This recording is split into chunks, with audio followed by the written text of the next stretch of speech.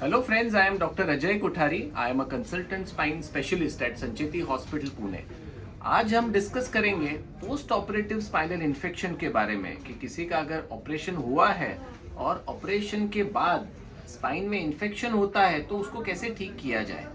तो ये एक केस है मिसेस रंजना माने। इनका एज है अराउंड 60 ईयर्स और अगर आप देखेंगे ये उनका सीटी स्कैन है। सो ये S1 जवळ घे एकदम, L5, 4, 3, 2 और L1। तो ये उनका पहले जो सर्जरी हुआ था वो L4 और L5 में अगर आप यहाँ देखेंगे तो उनको इम्प्लांट लगाया गया था और नस फ्री की गई थी। पर उसके बाद उनको L3 और L4 इस एरिया में इन्फेक्शन हो गया। अगर आप यहाँ देखेंगे तो नॉर्मल वर्टेब्रा ऐसा चौकोन दिखता है, बट यहाँ पे बिकॉज ऑफ इन्फेक्शन उनकी बॉडी पूरी इरोड हो गई है। ये दिख रहा है आपको, और यहाँ पे पूरा पस जमा हुआ है और उसके कारण मिसेस रंजना इनको बहुत ही भयंकर दर्द था। वो टर्न भी नहीं हो पाती थी, उठ के भी नहीं बैठ पाती थी और चलना फिरना तो बहुत ही दूर की बात थी। उनका पहला जो ऑपरेशन हुआ था उसके तुरंत 4 हफ्ते में उनको स्पाइन में इन्फेक्शन डेवलप हो गया और उनका पेन पहले से ज्यादा बढ़ गया। ऐसे परिस्थिति में वो हमारे पास आई। ये ऑपरेशन उनका दूसरे हॉस्पिटल में हुआ था। इनका अगर हम MRI देखेंगे जो मैंने आपको अभी CT स्कैन में दिखाया, तो ये S1, L5, 4, 3, 2, 1। तो मैंने जैसे बोला वैसे L5 और L4 में उनको इंस्ट्रूमेंटेशन, पेडिकल स्क्रू इंस्ट्रूमेंटेशन किया था और 1 महीने के बाद उनको इस L3 और L4 एरिया में जूम कर, L3 और L4 एरिया में इंफेक्शन हो गया। अगर आप ये व्हाइट जो देख रहे हैं, दिस इज पस हियर, और इसके कारण उनका जो मैंने आपको यहाँ CT स्कैन में बताया था कि देखो ये जो बॉडी है, नॉर्मल बॉडी ऐसे जो चौकोन होती है, ये बॉडी पूरी ईटन अप है और यहाँ पे पूरा पस जमा हुआ है। ये उनका एक्शियल व्यू है जहाँ पे आप ये स्क्रूज दे सकते हो। स्क्रू के पूरे अराउंड पस जमा हो गया था और ये पूरा पस है जो आप देखते हो। तो हमने इनका सर्जरी किया और सर्जरी के बाद अगर आप देख सकते हैं तो हमने क्या किया कि ये उनका पहले के सर्जरी में यहाँ पे और यहाँ पे इम्प्लांट्स थे।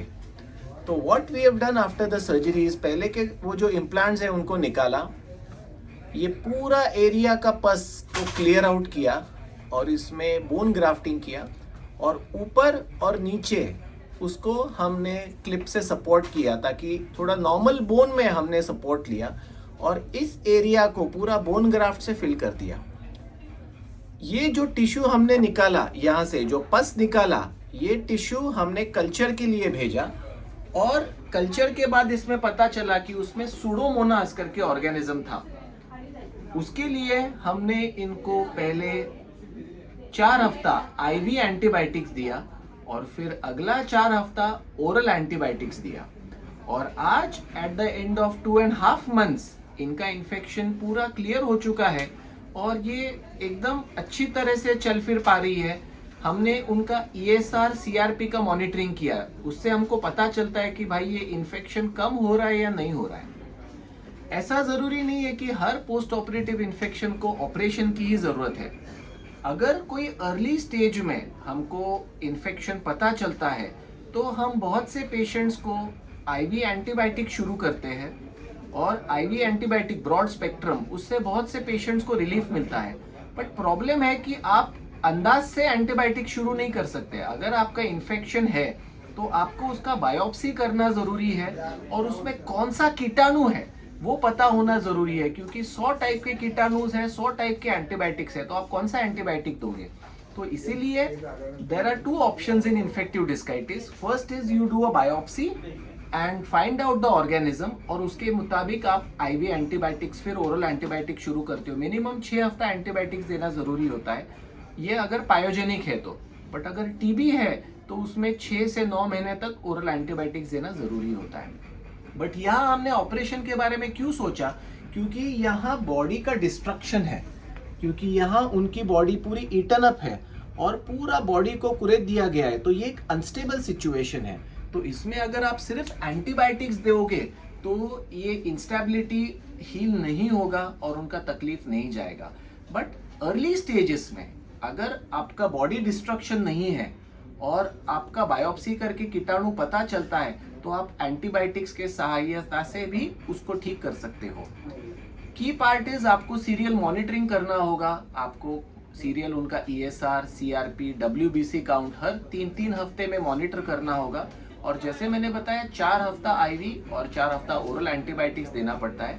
और at the end of 3 months हम एक MRI रिपीट करते हैं and we confirm the healing, because healing blood parameters हमको रफ आइडिया देंगे कि इन्फेक्शन हील हो रहा है। पेशेंट का क्लिनिकल पिक्चर भी जरूरी है, बट एग्जैक्ट थिंग कि भाई ये हील हुआ है ये हमको पता चलेगा एक MRI के बाद। तो आज हम बात करेंगे मिसेस रंजना से। ये उन्हीं का एक्सरे और MRI हम डिस्कस कर रहे थे और ये उनके सन है। तर तुम्ही मराठीत बोलू शकता, काय त्रास होता त्यांना? आईचा माझ्या आईचा डावा खुबा दुखत होता। त्यासाठी आपण ऑपरेशन केलं बाहेर। ऑपरेशन झाल्यानंतर परत त्रास व्हायला सुरू झाला। परत आपण संचितीला आलो, त्यानंतर लक्षात आलं की त्याच्यामध्ये इन्फेक्शन झालं आहे। डॉक्टर अजय कॉटेल सरांनी आम्हाला गाईड केलं। आम्ही लगेच ऑपरेशनचा डिसिजन घेतला। ऑपरेशन झालं। ऑपरेशन झाल्यानंतर सरांनी आम्हाला बेड रेस्ट सांगितली आणि इंजेक्शन्स होते महिनाभर इंजेक्शन झाले, बेड रेस्ट झाली। आता गोळ्या चालू आहेत महिनाभर। वॉकर सुटला तिचा, ती नॉर्मल चालायला लागले। पूर्वी तिला जेवायला बसता येत नव्हतं किंवा स्वतः उठता येत नव्हतं, आधार घेऊन उठायला लागत होतं। ऑपरेशनच्या अगोदर ती कशी आहे, किती वेदना होत्या त्यांना? इतके वेदना होते की ती बसून डिनर सुद्धा लंच सुद्धा घेऊ शकत नव्हती किंवा डिनर घेऊ शकत नव्हती। ऑपरेशनच्या अगोदर कसा त्रास होता? खूप त्रास होता मला। खूप उठायला येत नव्हतं, बसायला येत नव्हतं, मला काही सुचतच नव्हतं। अशा भयंकर कळा होत्या। इन्फेक्शनचं पेन हे फार भयंकर असतं। इन्फेक्शन का पेन बहुत सीवियर होता है और वहाँ पे क्या होता है कि एक हड्डी जब दूसरे हड्डी पे घिसती है तब आपको इन बेड टर्न करना भी मुश्किल होता है, लेटे हुए पोजीशन से उठना मुश्किल होता है, चलना तो बहुत दूर की बात है। आता कसं वाटतंय ऑपरेशन नंतर? अगदी चांगलं। किती टक्के फायदा वाटतोय? खूप 99-100%। 100% फायदा आहे। आता थोडं चालून दाखवता का आम्हाला? हो, दाखवते। या खाली उतरा, जिन्यानी उतरा खाली। आज 2 महीना हो गया है, सरस ठेवा सर। तर अरे दिस वे असं तिथेच उभा राहा। चल के दिखाइए, चालून दाखवा, चालून दाखवा,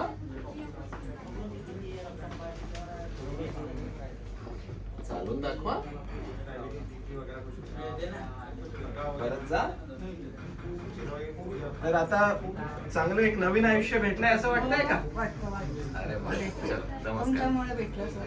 आमचं कामच आहे ताई ते। धन्यवाद, थँक्यू।